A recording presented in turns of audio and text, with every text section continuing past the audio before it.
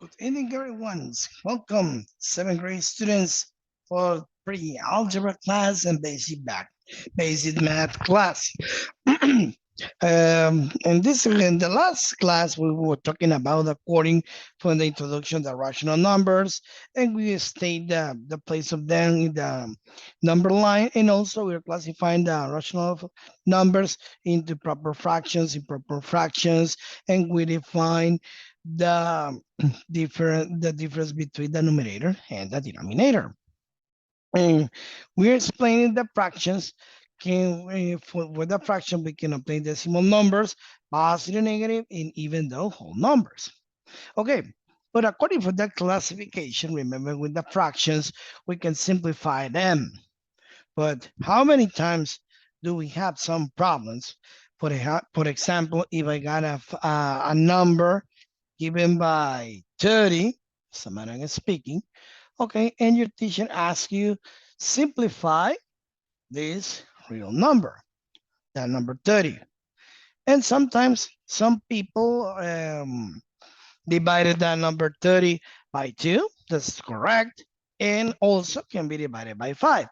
But well, you don't know exactly with which number you're supposed to start to divide, because this number 30 can be divided by 2, by 3, and also by 5. Well, the fractions, actually, the real numbers can be divided by all the entire numbers. The sequence with positive numbers, negative numbers, with exception the number 0. No one can divide any number by 0. 0 divided by any number, that will be 0, but any number divided by 0, this is an undefined condition. But how we can differentiate in what will be the precisely moment to apply the right thing, and the right thing is, I mean, in what precision I'm supposed to use the precisely rules to simplify numbers. Well, my dear students, I'm giving you the divisibility rules. We are using the most basic divisibility rules to simplify fractions. And why so important to simplify numbers of fractions? Because when you're learning to simplify the numbers, we can calculate the greatest common factor and least common factor. And why is so useful, the least common factor? Well, the least common factor is so useful at the moment for adding or subtracting fractions with unlike denominators. Okay, well, today let's going to read, analyze, and explain how we can use these divisibility rules. Just to explain, we can use in positive numbers in this situation, and any number can be divided by 2, 3, 4, 5, 6, so on. But the most common rules applying the greatest common factor and least common factor of the numbers are the numbers 2, 3, 5, and 7. Well, let's see what we got. For example, the rule number 1, we're going to start in this place, that will be the number 2. A number is divisible by 2 if and only if, this is the condition, the last digit is 0 or even number. Okay, if we really want to explain that situation, it's simple. Example, in the rule number 1, divisible by 2, okay, we can use, for example, the number 20, because it is 0. Another example could be the number 46, 50, 34, 72, 78, 100, and we can continue. Why? Because the last digit in this number are 0 and even number. Remember that even numbers are 2, 4, 6, 8, 10, and so on. So basically, there is no big deal at the moment when to explain the rule number 1, when a number can be divided by 2. Remember, when only if and only if it ends in 0 or even number. Okay, rule number 2. Let's going to explain the rule number 2, because in the rule number 2, we have two generalities, two conditions. In the first one, the rule number 2 established when a number is divided by 3. In the first condition, it's simple. A number can be divided by 3 if and only if is multiple 3. You know, the multiple 3 are 3, 6, 9, 12, 15, 18, and so on. This is going to be in the first condition, multiple 3, okay?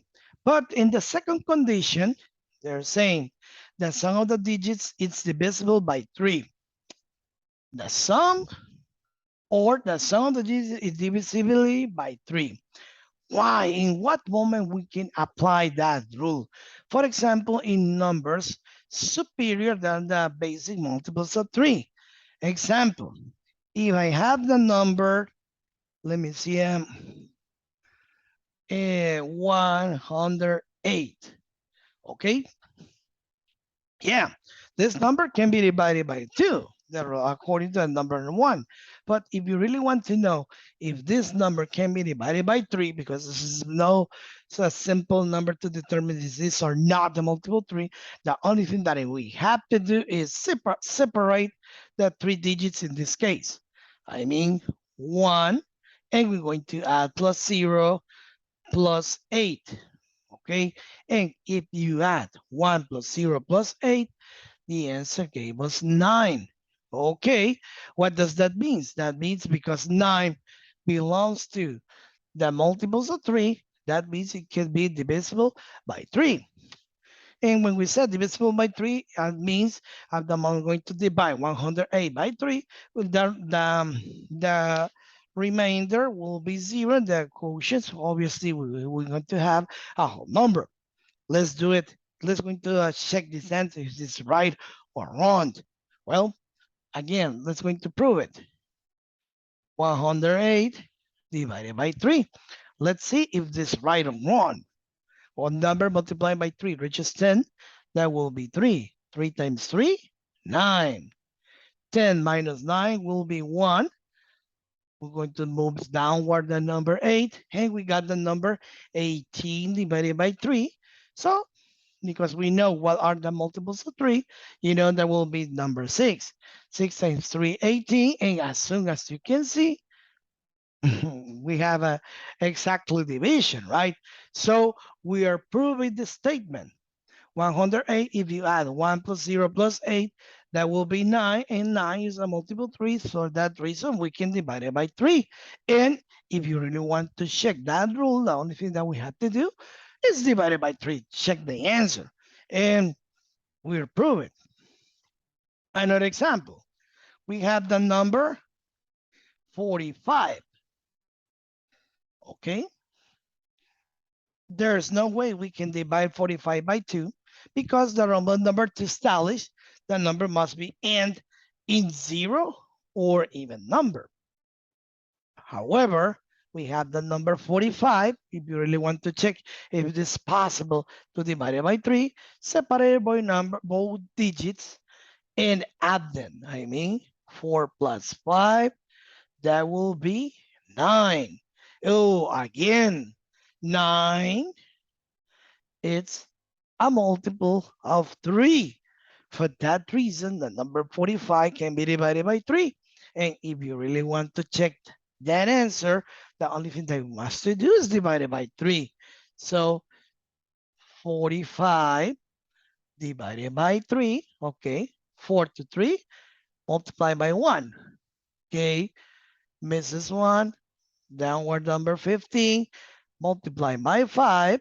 5 times 3 is 15. Again, we have exactly value of the division. Remember, if you really want to check the rule number 3, it doesn't matter if we have 2 digits, 3 digits, 4 digits, even though 25 digits is your wish, just separate all of those numbers and add them. If you get the result belongs to the multiple 3, will be 3, 6, 9, 12, 15, 18, 21, 27, so on. And I mean the basics products, the 1 until 10 by 3.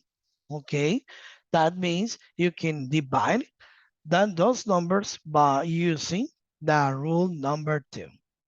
Okay, let's check with the rule number 3. The rule number 3, it's simple. When a number can be divided by 5, a number can be divided by 5 if and only if the last digit is 0 or 5. 20 again, 55, 65, 100, 120, 125, and so on. Okay, as soon as you can, and even though the same number, 45. It's simple in the rule number 3. But the question is, what happened if we got a one singular number that is matching with 3 rules? As a matter was speaking, okay? For example, when we're talking about the number 108, the number 108 can be divided by 2 and also can be divided by 3. When at the start to simplify the numbers, with the numbers, actually, and if we're matching 2 or 3 rules, I mean the rule 1, rule 2, or rule number 3, always we're going to take the number who is going to be first one at the moment to count. Simple merely words, because 108 is the last digit is an even number. And also, the addition of the digit gave us a multiple 9, and at the moment we're going to simplify the number, we're going to take the number 1 by priority place because the number 2 will be first, then the number 3. And just in case we had numbers like, for example, the number 45, the number 45 can be divided by 3. We're proving already, and can be divided by 5 because the rule number 3 established we can divide it by 5 by 0 if the last digit is 0 or 5. Well, because the number 3 is first, then the number 5 or priority will be the first rule, I mean the number 3. So at the moment simplify the number, we cannot starting divided by 5, even though we can, but we can according for the rule, but we're going to take the like a preference position, the first rule, I mean the upward rule, all right? And this is just for clarify. It same happen if you have a number who can divide it by 2, by 3, and 0 at the same time. For example, if I'm using the number 360, just like Xbox 360. If you remember that day on that console, I never forget that because I bought 3 of these Xbox, actually 4. The first 3 Xbox dying with the red ring of the dead. The last one was working on it and still have that last console is working, still working, by the way. Okay, in the 360, we are accomplished 3 rules. The rule 1, the rule 2, the rule number 3. Why the rule number 1? Because this quantity is, the last digit is 0. Why the rule number 3 is accomplished? Because if you separate the 3 numbers, 3 plus 6 plus 0, that will be 9. And 9 is a multiple 3. I'm not saying, for that reason, this is divided by 3 also. But I'm not saying always you want to add in the numbers. And if you check, this is going to be divided by 3. Always you want to have 9. This is only coincidence. The other example we are using um, almost often gave us the number 9. But just for clarify, it could give us any numbers of the multiple 3. For that reason, rule number 1 can be justified, rule number 2 can be justified, and also the rule number 3 can be justified because the rule number 3 mentioned when a number can be divided by 5 if and only if the last digit is 0 or 5. Well, is accomplished. So we can 2, 3, and 5. But the question is, okay, mister, we know that three numbers can be divided by 2, by 3, by 5. At the moment to start with the problem, with which rule I have to start, always, always, always take a look. The numbers 2, 3, and 5. At the moment you're going to start counting, which number would have been the first one? 2, 3, or 5? Simple, that will be 2. So for that reason, even though you can divide by 2, by 3, by 5, the winner will be the rule number 1. Okay, don't forget about it. Well, and finally, we got the rule number 4. When a number can be divided by 7. Okay, a number can be divided by 7 in two conditions, just like in the rule number 2. The first condition, it's simple.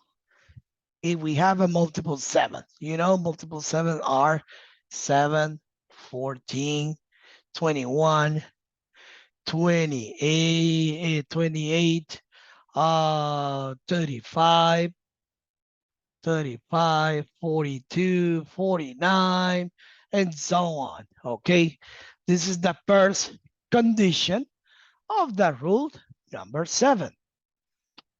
Now, please, guys, pay attention in the second condition, because in words going to be sounds a little bit kind of weird.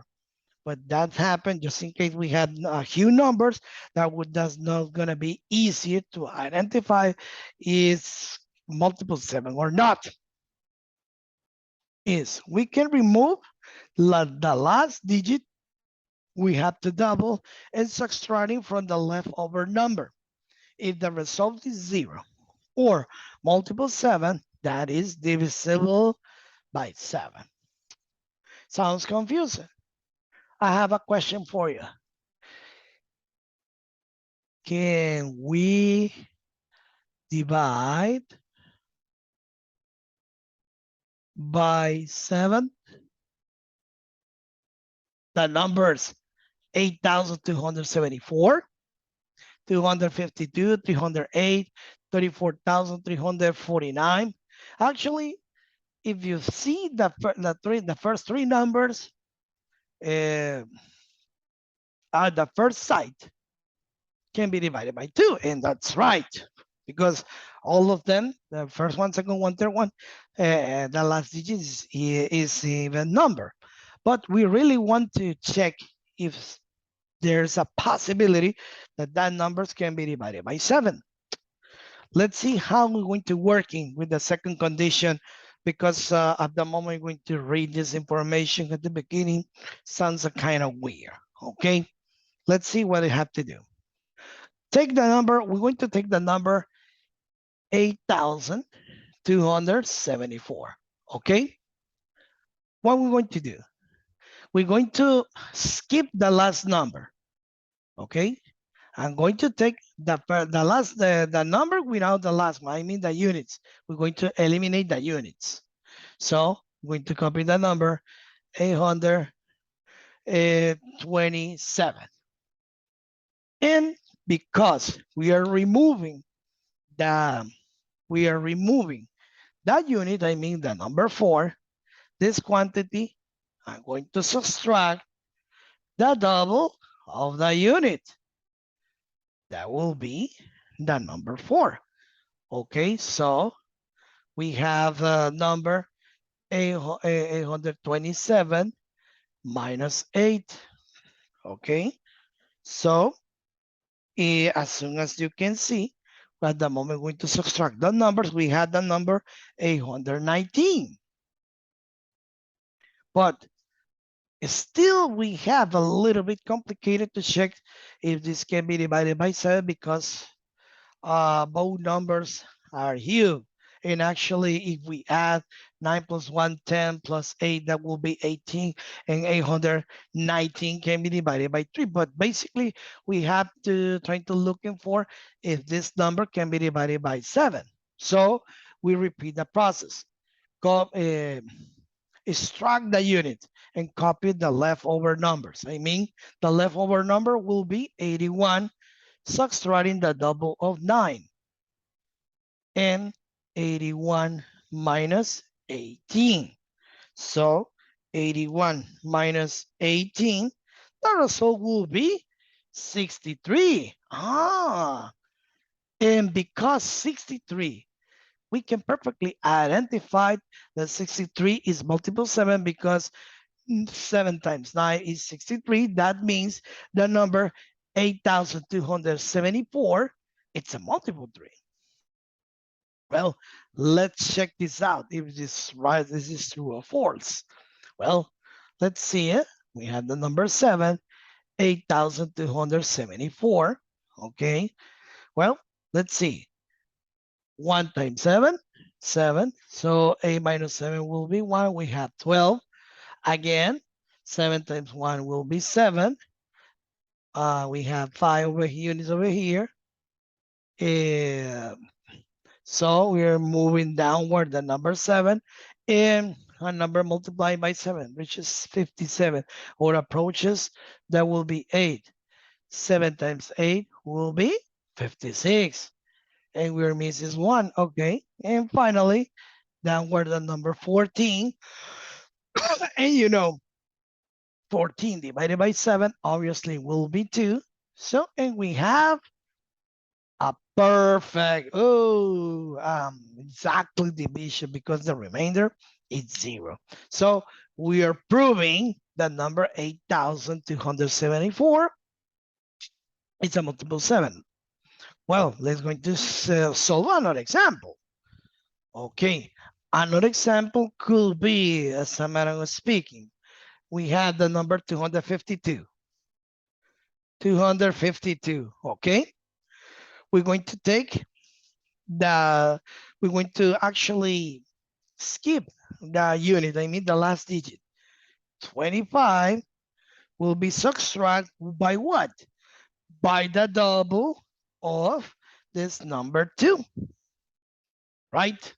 According to the unit. And 55 minus 4 will be 21. And as soon as you can see, 21, it's a multiple of 7. For that reason, 252 can be divided by 7.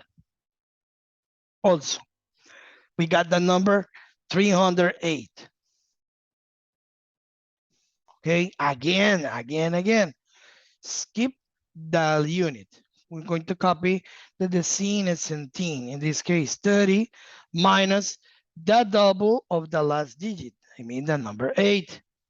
Okay, 30 minus 16. Okay, tell me. That will be 24, right? No, 30, yeah, no, 14, sorry. That will be 14. And 14 is a multiple 7. For that reason, that number can be divided by 7 also, okay? And remember, every time if the result gave us a multiple 7 or 0, what does that mean? That means we can divide by a number by 7. And finally, we have a huge number, 34,349. I'm going to erase this whiteboard at least for this part to check or trying to prove it if we can divide it or not by this unit. So basically, we can take the number again, 34,349. We're going to start over again. It doesn't matter how many digits we have in this condition. The last one will be discarded and subtracting by the rest of the number, but double. I mean, we had the number 34, 34. I mean, you got 34 and 34. Sorry, subtracting the double of the number 9. You know, 3,434 minus 18. Okay, so 3,434 minus 18, the result will be 3,416. Okay, but still is so huge this quantity to determine if we can divide it by 7 or not. Once again, let's going to discard the units and subtract that double the units. I mean, I got the number 341 minus the double of 6. I mean, 341 minus 12. 341 minus 12. The result will be 329. Still, we have a huge value. Again, so let's going to copy and discard the number 9. We got the number 32, subtracting the double of 9. I mean 32 minus 18. And 32 minus 18, as soon as you can see, that will be 14. And oh, okay, perfect. 14 is a multiple of it's a multiple of 7. For that reason, what does that mean? We can perfectly divide that quantity because it's a multiple of 7. And what happened if I got the quantity 147? Same happened. Take the number 14 minus the double of 7, and 14 minus 14, the answer will be 0. And according to the condition, if the result is 0 or multiple 7, then it's divisible by 7. ¿Ok? Ahora es tiempo de recapitular lo mismo, pero en español. ¿Cuántos de ustedes no han tenido esa dificultad en el cual su maestro le pide que simplifique algún número en sus factores? Es decir, usted sabe muy bien cómo simplificar. Simplificar quiere decir hacer el número más pequeño. Ahora, pero a veces usted no sabe cuándo empezar a dividir por 2, si es dividir por 3 o dividir por 5 o por 7. De hecho, todos los números son divisibles entre todos, ¿verdad? Con excepción el 0. El 0 puede dividirse entre cualquier número y el resultado será 0, pero ningún número puede dividir con 0, ya que su resultado no existe. O sea, es una indeterminación matemática. Le decimos que es indefinido, ¿ok? Ahora bien, para eso, nosotros tenemos una orden, unas reglas que le llamamos reglas de la divisibilidad, que eso nos ayuda, nos da una guía de estar seguros cuando un número se dividiría entre 2, 3, 5 y 7, ya que todos esos números son los más comunes para simplificar términos. ¿Y para qué nos sirve simplificar términos? Para el momento que tengamos esos números, podemos encontrar lo que es el mínimo común múltiplo o el máximo común divisor. ¿Para qué sirve el mínimo común múltiplo? Bueno, como usted sabe, nos sirve para sumar fracciones o restarlas con ellas que tengan un diferente denominador. ¿Ok? Muy bien. ¿Cuántas reglas vamos a estudiar? Vamos a estudiar las 4 reglas principales. Bueno, la regla número 1 es cuando un número es divisible por 2. Es muy sencillo. Un número es divisible por 2 cuando este termina en 0 o en cifra par. Ejemplos, como usted puede ver acá, 20, 46, 50, 34, 72, 78 y así sucesivamente. Regla número 2 tiene 2 condiciones. Cuando un número es divisible por 3. La primera es sencillo y elemental. Un número se divide entre 3, sí y solo sí, tenemos múltiplo de 3. Usted se sabe la tabla del 3, ¿no? Entonces, los números dados por 3, 6, 9, 12, 15, 18, 21, 24, 27, 30 y podremos continuar, pero por lo menos los primeros 10 numeritos pues son los múltiplos de 3. O la regla número 2, que es, o sea, dentro de la misma 2, la segunda condición nos permite identificar si es divisible por 3 cuando esos números son enormes. Les explicaba el ejemplo del número 108, que aquí nos dice que para saber si es un número divisible entre 3, separe los dígitos, súmelos, y si la respuesta nos da un múltiplo de 3, pues enhorabuena. Quiere decir de que lo podemos dividir entre 3. Aquí tenemos el 108. Mire, 108, suma el 1 más 0 y el 8, nos da 9. Y 9 es un múltiplo de 3. Y al hacer la división lo comprobamos. Lo mismo pasa con el número 45. Si usted coge el 4 con el 5, la suma nos da 9. Perfecto. Entonces, como 9 es múltiplo de 3, entonces lo podemos perfectamente dividir con 3. Y así es sencillo. La regla número 3, al igual que la 2, no se complica mucho. Un número se va a dividir entre 5, sí, y solo si la unidad, es decir, el último dígito de 0 o 5. Ejemplos 20, 55, 65, 100, 120, 145, así sucesivamente. Ahora, ¿qué era lo que yo le explicaba? Porque al diferenciar entre 2, 3, 5, la pregunta es, ¿qué pasa cuando nos da un número que se pueden aplicar a todas las reglas? O por lo menos más de una. Muy sencillo. El ejemplo, para empezar, tenemos el número 360. El número 360 es divisible por 2. ¿Por qué? Porque termina en 0. ¿Será divisible por 3? Sí. Porque si usted separa los tres números, 3, 6 más 0, nos da 9, que es una coincidencia que solo nos está dando 9, pero no necesariamente todo el tiempo nos va a dar 9, sino que cualquier múltiplo de 3 significa que es divisible entre 3. Y también coincide con la regla número 3, que es del 5, porque termina en 0.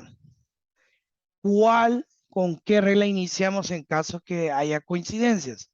Siempre vamos a iniciar con la regla número 1, porque en caso que sí exista. ¿Por qué? Porque el momento de contar, el 2 está antes que el 3 y antes que el 5. Si hubiese coincidencia solo entre el 3 y el 5, perfecto. Entonces, al haber coincidencia entre 3 y el 5, entonces empezaríamos con el 3. Si tenemos coincidencia entre 5 y 7, empezaríamos con el 5. Y si tenemos coincidencia entre 2, 3, 5 y 7, pues como les decía, va primero siempre el número que iniciamos al conteo. ¿Ok? Y luego tenemos, para finalizar, la cuarta regla, que es un número divisible entre 7. Tiene dos facetas. La primera, que es la sencilla y elemental, cuando es un múltiplo de 7. ¿Qué múltiplos de 7 son? 7, 14, 21. De hecho, 28, 35, 42, 49, 56, 63 y 70. Esos son los múltiplos de 7, por lo menos los múltiplos del 1 al 10 multiplicado por 7. Y les decía, pero ¿cómo poder comprobar si un número es multiplicado por 7 según la segunda condición? Porque nos está diciendo, esa segunda condición es para elementos o números que son mucho más grandes que los números tradicionales del 7. Muy sencillo. Remueva el último dígito. En nuestras palabras, la unidad. Entonces, esa unidad, multiplíquela por 2 y réstela del resto de los números que fueron sobrantes. Si el resultado nos genera un 0 o un 7, significa que es divisible por 7. Y ahí estaba la pregunta que les decía. Podemos dividir el número por 7 los números 8274, 272, 308 y el más grande, que es 34.349. Bueno, para no extenderse otra vez con todo eso, tomamos como referencia el último número. Si usted se fija, colocamos el resto de los números sobrantes, pero el último número acá, que se llama unidad, tomado de izquierda a derecha, de derecha a izquierda, perdón, lo doblamos, resta el doble de la última unidad, nos da 18. Restamos, nos da el número 3.416, pero todavía el número 3.416 es muy grande como para saber si se puede dividir entre 7 o no. Repetimos el proceso. Tomamos los primeros numeritos y el último restamos el último, pero doblado. Es decir, multiplicado por 2 nos da 12. 341 menos 12 nos vuelve a dar 329. Un número más pequeño, pero todavía sigue siendo bien complicado para nosotros determinar si es o no es posible poder dividir entre 7. De igual manera, copiamos el número 32 y restamos el doble de la unidad. Es decir, 2 por 9, 18. 32 menos 18 nos da 14. Ah, ok, perfecto. Ya el 14 es un número que encaja entre por lo menos la multiplicación del 1 al 10 del múltiplo de 7. O sea, 14 es múltiplo de 7, por lo tanto, nos genera, cumple con la condición y perfectamente es divisible por 7. Ahora, tenemos el número 147. De igual manera, separamos el último número que es la unidad. Sería 14 menos 2 por 7, que es 14, y 14 menos 14 es 0. Por lo tanto, aquí nos dice, si el resultado de 0 múltiplo de 7 es de 7, perdón, entonces el número es divisible por 7. Bueno, mis estimados aprendices, eso ha sido todo por hoy. Espero que estas reglas de la divisibilidad les sean útiles al momento de poder simplificar los números. Como les dije, hay reglas del 1. Bueno, del 1 ni a todos los números se dividen en 1, pero hay reglas del 1, el 2, 3, 4, 5, 6, 7, 8, 9, 10 e infinitas. Pero estas son las 4 básicas que nosotros utilizamos al momento de simplificar los números, ¿verdad? Y recuerde que dentro de estos mismos están los números primos. ¿Qué son los números primos? Son los que se dividen por sí mismos o por la unidad. El 2 es un número primo, el 5 es un número primo, el 7 es un número primo, el 1 es un número primo, el 3 es un número primo y así sucesivamente. Muchas gracias por su atención. Dios los bendiga, los guarde, los cuide. Denle like. Si les gustó el video, denle like, suscríbanlo y compártalo. Muy buenas noches y nos veremos, si Dios lo permite, en un nuevo video.